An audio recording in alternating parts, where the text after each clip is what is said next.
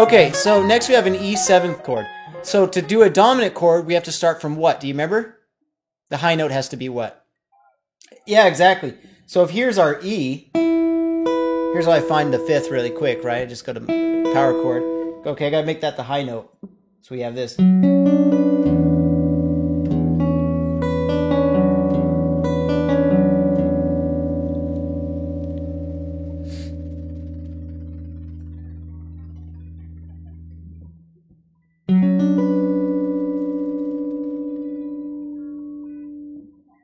Yeah, it is hard. Notice this, that if we did our C like this on the 5th fret, then we would just move it up 2 frets to be the dominant chord, and then we would have changed between those first 2 chords like this: C major 7, our little, to E7. Just kind of neat. All right, next we have the A7. So what note do we need to start on? It's still dominant. So the answer is just the 5th, just like it was for the E. So if here's our E, and we play the 5th, then we go up to A, and play the 5th.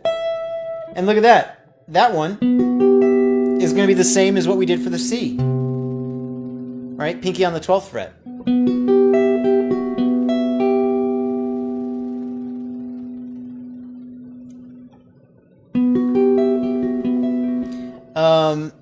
This one, yeah, the way this one works out is kind of interesting because A is not the 5 of C. You know, A would be the 5 of D, and that doesn't really fit in with what we did before. So I think it's more of a coincidence that this shape is in the same spot. I mean, not really a coincidence. It's following the chords, but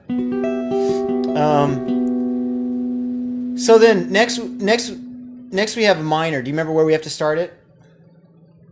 Right, yeah, exactly. So just move it down 2 frets.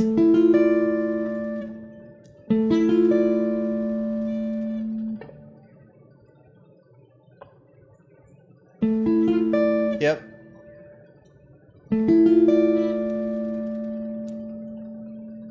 Right.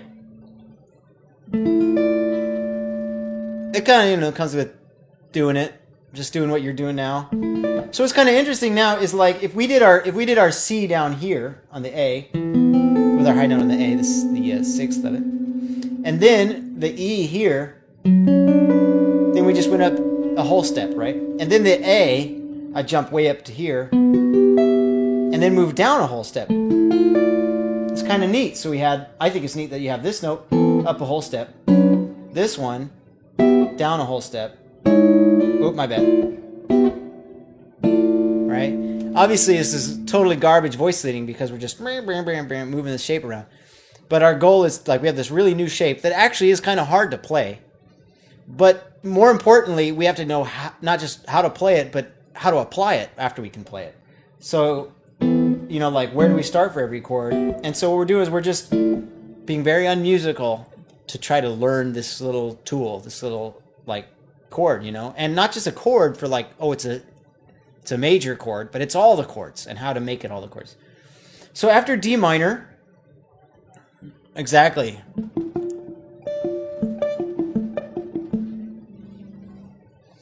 Yeah, it's what makes the book really special. I've never seen another book like it because of this. Yeah, it's really good. Yeah, man. Well, yeah, it's not a perfectly systematic book. You know, it leaves out tons of stuff. The chords that are there, unless I'm mistaken, the chords that are there are basically chosen arbitrarily by the author, who's a genius guitar player, obviously, Scott Henderson.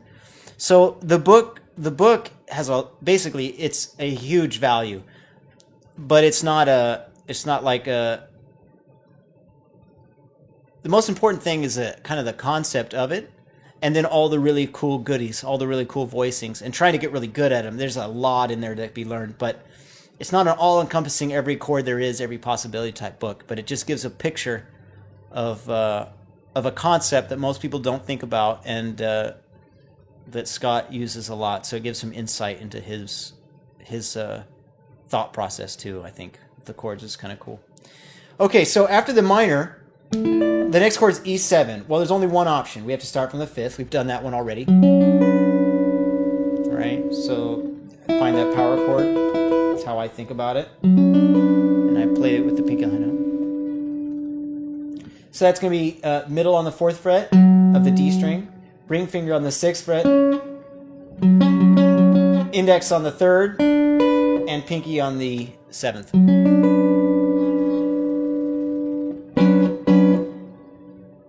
All right, now the next one is A minor, right? So A minor, we have to put our index finger, or sorry, our high note, the pinky, has to be on the root. So that's just going to be down 2 frets. Put it on the A.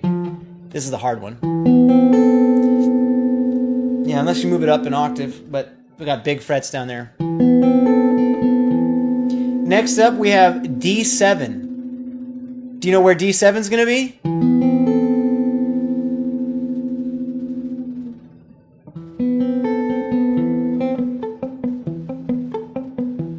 Dominant.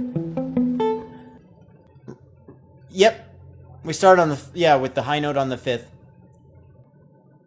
Here's what I do. I find the D on the B string. Yep, and do a power chord. And lo and behold, it's exactly the same note that we did for the last chord. Right? It's the A. Our last chord was A minor 7, so we start with our pinky on the root of A, which was A, obviously. And now we're on D7, so we start our pinky on the 5th of D, which is A.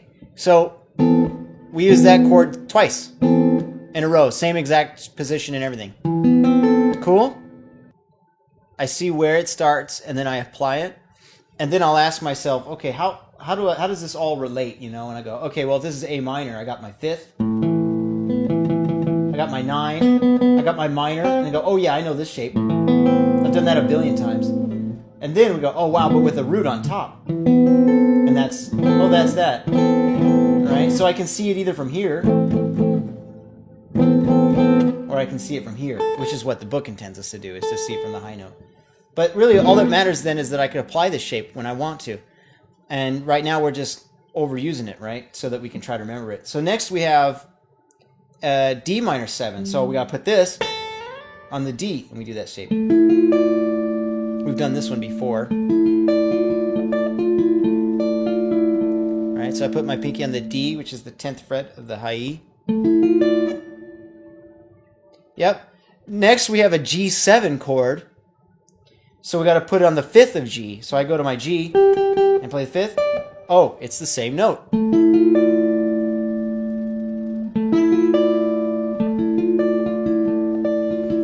Cool. Another way you can remember it if you want to, I mean, not to overload you, but like if you see your index finger and you go, oh, that's the 7th. Then you can go, all right, so I'll put my index finger on the 7th of the chord and then form the shape around that. Whatever helps you memorize it. The nice thing about the pinky, of course, is that it's the one that we've used to memorize it initially with, which is the one the book uses. So next we have C7, and we could just move it up 2 frets and boom, we're at C again. You know? So think about that. If somebody goes like, you know, G to C major 7. You could do G7 to C.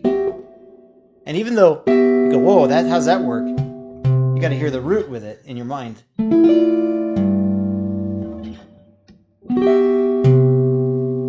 you got a 5, like this,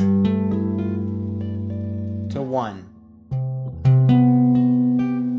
And obviously the 1 is using Lydian, so it's either a 4 chord or liberties you're taking. In this case, liberties, because this is clearly a 5-1. You know? 5. That's really nice. To 1. With a sharp 11. Anyway, and then I just play through the rest of the tune without doing it like, you know, in time or anything. And then I look at the next one, I look at the next one, I look at the next one.